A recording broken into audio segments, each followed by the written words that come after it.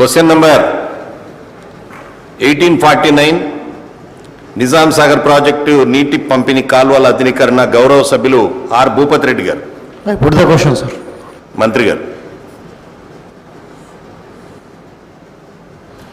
Chairman sir, ఏ ప్రశ్నకు సమాధానం అవునండి, బి ప్రశ్నకు సమాధానం మిగిలిపోయిన భారీ డిస్ట్రిబ్యూటరీ పనులతో పాటు 2008లో చేపట్టిన ఆధునీకరణ పనులను పూర్తి చేయడానికి 17/2/2014 తేదీన జీవో 98 ద్వారా ప్రభుత్వం 742.824 కోట్లకు పరిపాలనా మంజూరునివ్వడం జరిగింది. వీటిలో 576 కోట్ల వ్యయంతో 90% పని పూర్తయింది. మిగిలిన పనిని 2017 జూన్ నాటికి పూర్తి చేయడం అవుతుందని ఆశించడం జరుగుతూ ఉంది. అంతేగాక నిజాం సాగర్ మొత్తం ప్రాజెక్టు ఆధునీకరణను వర్తింపజేస్తూ గౌరవ ముఖ్యమంత్రి కేసీఆర్ గారు 17/11/2016 తేదీన జీవో 988 ద్వారా ప్రభుత్వం 954.77 కోట్లకు ఆర్ఈ ఆమోదాన్ని ఇవ్వడం జరిగింది. అదనపు పనుల సేకరణ పురోగతిలో ఉంది. భూపతి రెడ్డి గారు. అధ్యక్ష, తెలంగాణ ప్రభుత్వం కేసీఆర్ గారి నాయకత్వంలో వచ్చిన తర్వాత నిజంగానే మరి నిజాం సాగర్ ఆధునీకరణ పనులు చాలా వేగంగా జరిగినాయి అధ్యక్ష. చాలా సంతోషం. ఇంకా మోడర్నైజేషన్ కూడా ఇంకా ఫండ్స్ రిలీజ్ చేస్తూ ఉన్నారు అధ్యక్ష. అయితే మాకు క్వశ్చన్ ఏంటంటే, నిజాం సాగర్ ప్రతి ఏరు ఈసారి నిండింది కానీ చాలా సంవత్సరాలు నిండట్లేదు అధ్యక్ష. సింగూరు ఏవటి ఇంకా మిగతా ప్రాజెక్టులు పైన కట్టడం వల్ల అయితే టేల్ ఎండ్ నీళ్లు రావడం లేదని చెప్పి వేరే చిన్న ప్రాజెక్టులు కట్టినారు అధ్యక్ష. అలీసాగర్ లిఫ్ట్ ఒకటి, గుత్పా లిఫ్ట్ ఒకటి. మా దగ్గర అలీసాగర్ లిఫ్ట్లో 50 నుండి 72 డిస్ట్రిబ్యూటరీ వరకు దగ్గర 45,000 ఎకరాలకు నీళ్ళు అందించాలనే ప్రాజెక్టు. అయితే లాస్ట్ టైం ఇప్పుడు వర్షాలు బాగా పడడం వల్ల మరి ప్రాజెక్టులన్నీ నిండినాయని చెప్పేసి రైతులేమో పంటలు విపరీతంగా వేసుకున్నారు. ఈవెన్ కెనాల్ కింద కూడా చాలా దగ్గర బోర్లు కూడా ఉన్నాయి అధ్యక్ష. కెనాల్ రావట్లేదని చాలా రోజుల నుండి. అయితే ఈసారి ఏంటంటే ఈ మేజర్ డిస్ట్రిబ్యూటరీ కెనాల్స్ అన్నీ కూడా రిపేర్ అయినాయి కానీ ఈ మైనర్ డిస్ట్రిబ్యూటరీస్ అంటే టైలెండ్ కెనాల్స్ అనేవి ఇంకా పొదలతో నిండి ఇప్పుడు ఏదైతే కెనాల్ నీళ్ళు వదిలినా కానీ చివరి వరకు చేరకుండా ఇప్పుడు అన్ని పొట్టతో ఉన్నాయి, నీళ్ళు అందట్లేదు అధ్యక్ష. అదే మంత్రి గారు నేను కోరేదంటే ఇప్పుడు ఈ ప్రైమ్ మినిస్టర్ సంచాయ్ యోజన, కృషి సంచాయ్ యోజన కింద మరి ఇంకా ఈ టైలెండ్ డిస్ట్రిబ్యూటర్కి ఇంకా రిపేర్ చేసి మరి పంటలు ఎండిపోకుండా కాపాడే అంటే ఆలోచన ఏదైనా ప్రభుత్వానికి ఉందా? మరి ఇంకోటి ఈ డిస్ట్రిబ్యూటరీస్ కింద ఇంకోటి బర్దిపూర్ లిఫ్ట్ కూడా ఉంది అధ్యక్ష. దాంట్లో 2,000 ఎకరాలకు మరి అంటే 10 విలేజ్లకు నీళ్ళు అందించాల్సిన స్కీమ్ అది. ఓన్లీ 2 పంపులు నడుస్తున్నాయి అధ్యక్ష. దాన్ని కూడా ఈ PMI KY వల్ల ఏమైనా ఇంకా అభివృద్ధి చేసే అవకాశం ఉందా? మరి ఈ పంటలను ఆదుకోవడానికి ప్రభుత్వం వద్ద ఏం ఆలోచన ఉంది అని చెప్పి మంత్రి గారు మీ ద్వారా అడుగుతా ఉన్నాను అధ్యక్ష. మంత్రి గారు. అధ్యక్ష, మా షబీర్ అలీ గారిది కూడా అదే జిల్లా, నిజామాబాద్ జిల్లా గౌరవ LOP గారిది.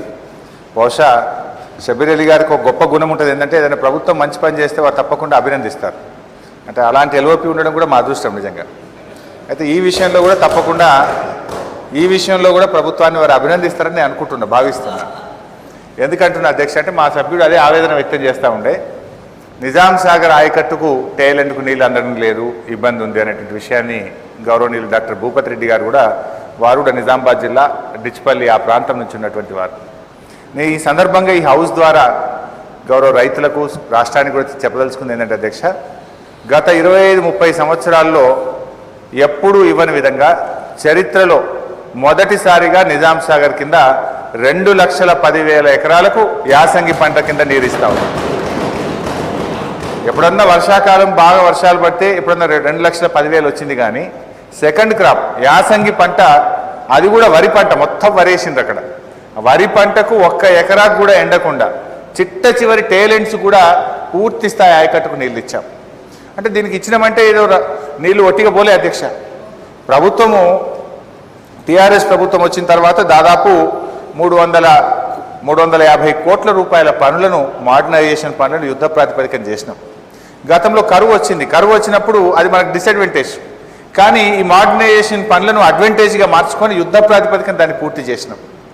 అవి చేయడంతో పాటు గౌరవనీయులు భూపతి రెడ్డి గారు అడిగినట్టు ఇంకా టైలెండ్స్, చిన్న చిన్న డిస్ట్రిబ్యూటరీస్లో కూడా పనులు అప్పుడు శాంక్షన్ లేకుండే, ఆ పనులు కూడా చేయడానికి మరో 214 కోట్ల రూపాయలు కూడా ప్రభుత్వం శాంక్షన్ చేసింది.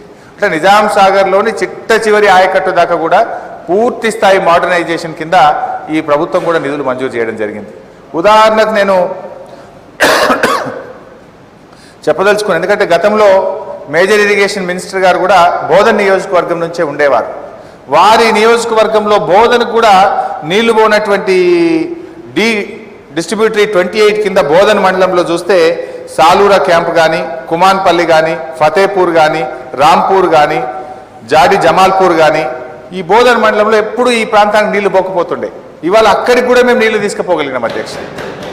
అదేవిధంగా అధ్యక్ష బాన్స్వాడ నియోజకవర్గంలో హంగిర్గా ఫాము, కొల్లూరు, బాకారం ఫాము, దిగువ ఫాము అక్కడ కానీ, డిస్ట్రిబ్యూటరీ 37 కానీ, అదేవిధంగా డిస్ట్రిబ్యూటరీ 28/6, 28/4లో మరి వల్లభాపూర్ లాంటి ప్రాంతాలకు కానీ, డిస్ట్రిబ్యూటరీ 40, 46లో కానీ, ఇట్లా ప్రతి చోట కూడా నీళ్ళు తీసుకుపోయినాం అధ్యక్ష.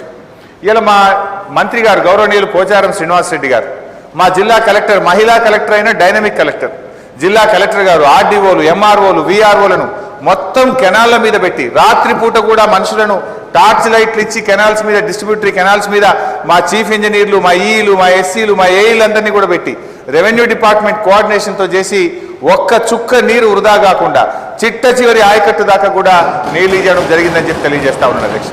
అంటే 2,10,000 ఎకరాలు పూర్తి స్థాయిలో ఈసారి నిజాం సాగర్ కింద ఆయకట్టుకు నీరు అందిస్తా ఉన్నాం అధ్యక్ష.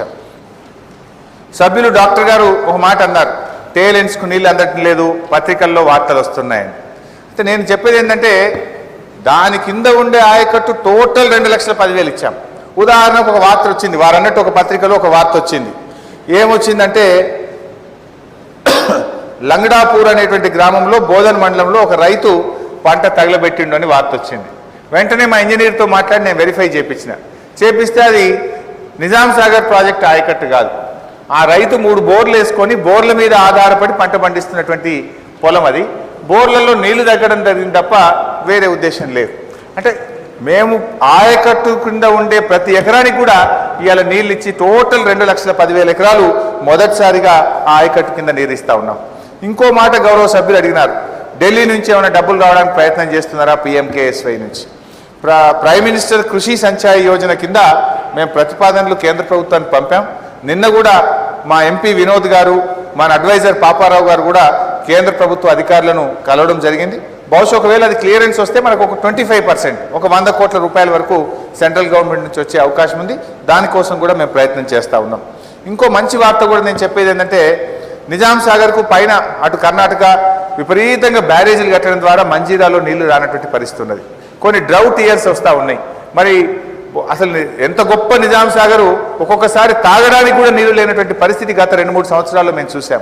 అందుకే దాన్ని కూడా గౌరవ ముఖ్యమంత్రి కేసీఆర్ గారు ఇప్పుడు మన కాళేశ్వరం ప్రాజెక్టులోని మల్లన్న సాగర్ ద్వారా నిజాం సాగర్కు కూడా మనం లింక్ చేసుకోవడానికి ప్రతిపాదించడం జరిగింది.